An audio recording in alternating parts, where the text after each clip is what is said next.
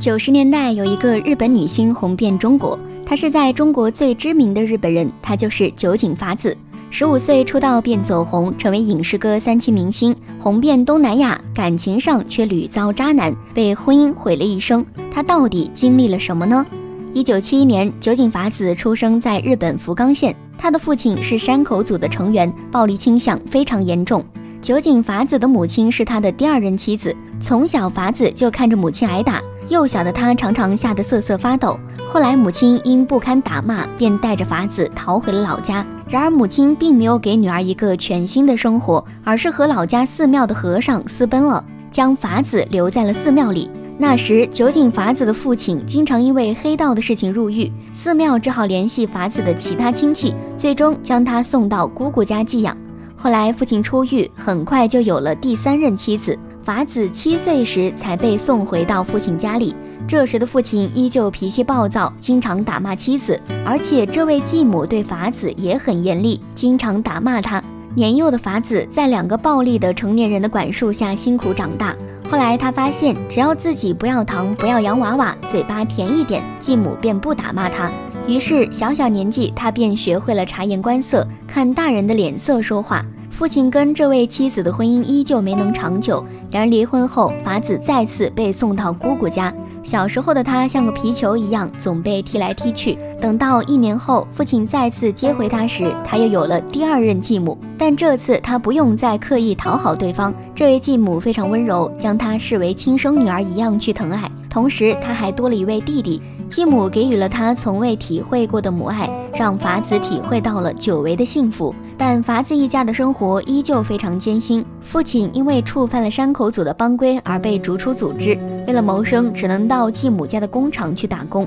不幸的是，有一次在路上送货时却遭遇车祸，不幸身亡。酒井法子只能和继母相依为命。这时的她已经14岁，圆圆的小脸，一双眼睛非常明亮，而且笑起来很甜。1985年，她在报纸上看到了《Lemon》杂志关于美少女大赛的广告，非常感兴趣，想着赢得比赛或许能赚一点零花钱，便报名了4年的比赛。这种类型的比赛在日本非常普遍，而且娱乐经纪公司也会在这样的比赛上挖掘新人。酒井法子在这场比赛中并没有获得名次，但她清爽可爱的形象却赢得了太阳音乐娱乐公司社长的注意。他认为酒井法子非常有潜力，并且专门给她颁发了一个特别奖。同时酒井法子也获得了签约的机会，公司将她作为预备艺人来培养，培训她唱歌跳舞，并要求她报考艺能学校。签约仅仅半年后，她便进入录音棚，录制了自己第1张单曲《拜托你亲爱的》。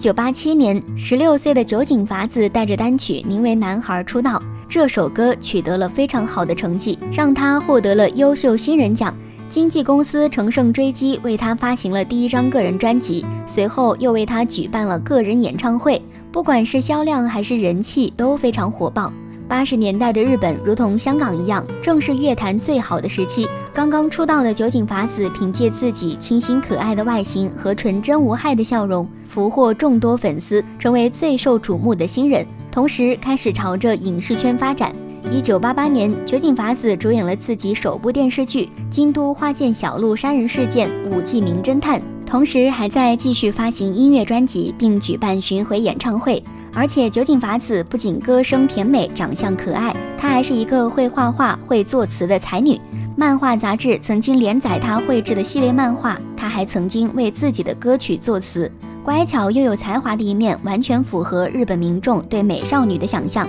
酒井法子也是最早从日本红到中国的日本偶像之一。1992年，她才21岁，但已经出道6年。她受邀到台湾拍摄广告，并在台北连开2场演唱会。好比当年靠着歌声走红日本的邓丽君。国内观众对酒井法子最熟悉的作品还是《我爱美人鱼》。在这部日本和台湾合拍的电视剧中，她饰演小美人鱼，一头乌黑亮丽的长发，一张小圆脸，将不谙世事的美人鱼诠释得非常到位。这部90年代初的电视剧评分高达7.7分，除了酒井法子外都是台湾演员，但大都不知名。可以说是酒井法子靠着一己之力带火了这部剧。那时候国内到处都是酒井法子的海报，她成为众多男人心中的梦中情人，也是酒井法子事业的巅峰。经纪公司想要借此为他打开中国市场，并为他在中国发行了个人专辑《微笑》，这也是日本人第一次在中国发行唱片。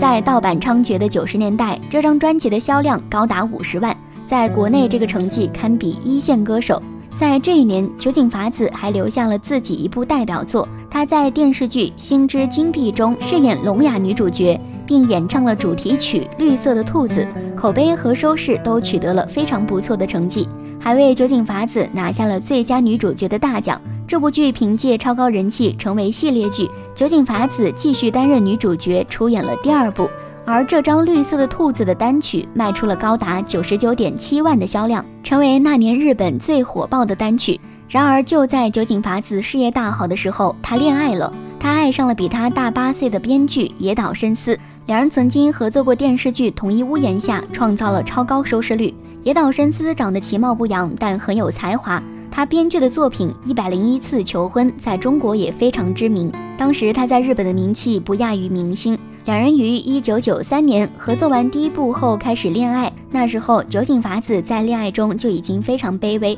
为了讨好男友，甚至学习喝酒，陪男友出入酒吧，甚至主动为男方花钱，以换来对方的开心。后来两人的恋情公开后，果然引起很大争议，对双方的事业都造成一定的影响。但现在恋爱中的酒井法子丝毫不介意，十足恋爱脑。然而这段一味付出的恋情仅仅维持了3年，便以分手告终。这时两人再次合作的《同一屋檐下2》上映，分手后的酒井法子陷入了巨大的痛苦之中，而野岛伸司立马和另一个当红女明星传出绯闻，这名女星便是在中国同样享有很高知名度的深田恭子。1998年，他和野岛伸司传出绯闻时才16岁，两人多次被拍到一起私下聚餐，野岛伸司甚至还将深田恭子带回家。或许是因为深田恭子尚未成年，野岛伸司的经纪公司害怕引起非议，主动出面解释说两人即将合作电视剧。作为编剧的野岛伸司有很多心理层面的设计，特意在私下指导深田恭子的演技。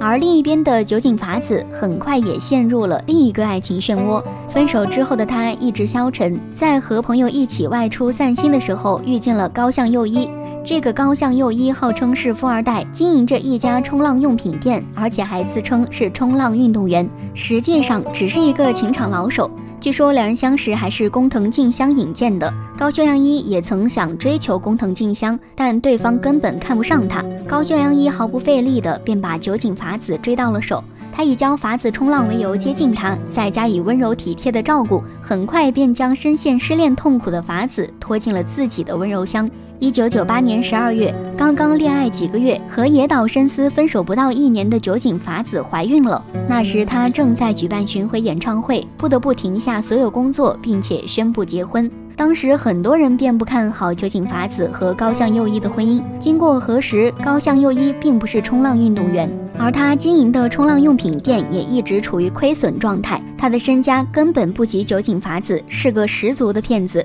但酒井法子却再一次深陷在爱情中不能自拔，她毫无立场的选择站在丈夫这边，并在婚后生下了一个儿子。婚后，酒井法子的噩梦真正开始了，高向佑一很快便对她失去了兴趣，再次开始沾花惹草，并且出轨法子的闺蜜。然而酒井法子并没有认清丈夫的真面目，反而用尽一切办法挽留出轨的丈夫。即便高向佑一对她拳打脚踢，她也忠心不改，甚至于变本加厉的高向佑一向她提出了2女共侍一夫的要求。酒井法子不仅满足了丈夫的所有需求，小心的侍奉，还不得不付出赚钱养活丈夫。小时候到处被寄养的经历让她迫切想要维系自己的家庭。然而不久后，她发现高秀央一竟然是一个瘾君子。最初酒井法子也曾劝阻丈夫戒毒，然而不仅没有劝阻成功，她反而被丈夫洗脑，两人开始一起吸毒。那时酒井法子的想法是自己吸毒后一定可以戒毒，自己可以带着丈夫一起戒毒。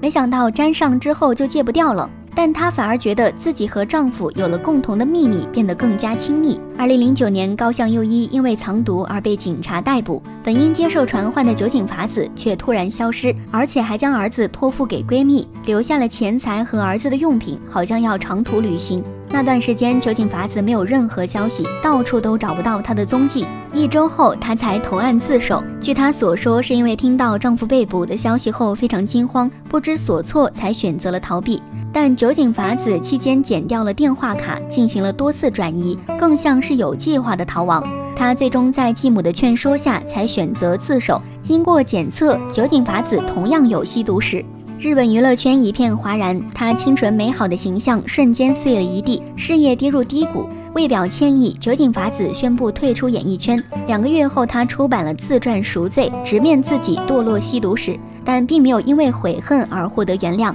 2010年，酒井法子幡然醒悟，与高相佑一离婚。2012年结束缓刑期的酒井法子马不停蹄地复出了，并出演了一部舞台剧，但人气却再难回巅峰。承担着抚养儿子重任的酒井法子想尽办法捞金，她甚至不惜全裸出演电影，拍摄大尺度写真，开始走香艳路线，然而却没有获得太大热度。此时她又将眼光放到了娱乐产业正在蓬勃发展的中国，很多粉丝都记得她，甚至有富商高价邀请她出席饭局。酒井法子甚至在自己的微博上挂出银行账号，邀请粉丝打赏。此举却迎来中国粉丝的嘲讽，怒骂她在线乞讨，让她的口碑再次狂跌。酒井法子再次道歉，并将责任推给了工作人员，然而并未获得粉丝的原谅。一代女神彻底跌落神坛。2021年5月，50岁的酒井法子宣布退出经纪公司，将以个人身份继续在演艺界活动。然而实际上近几年她都没有拿得出手的作品，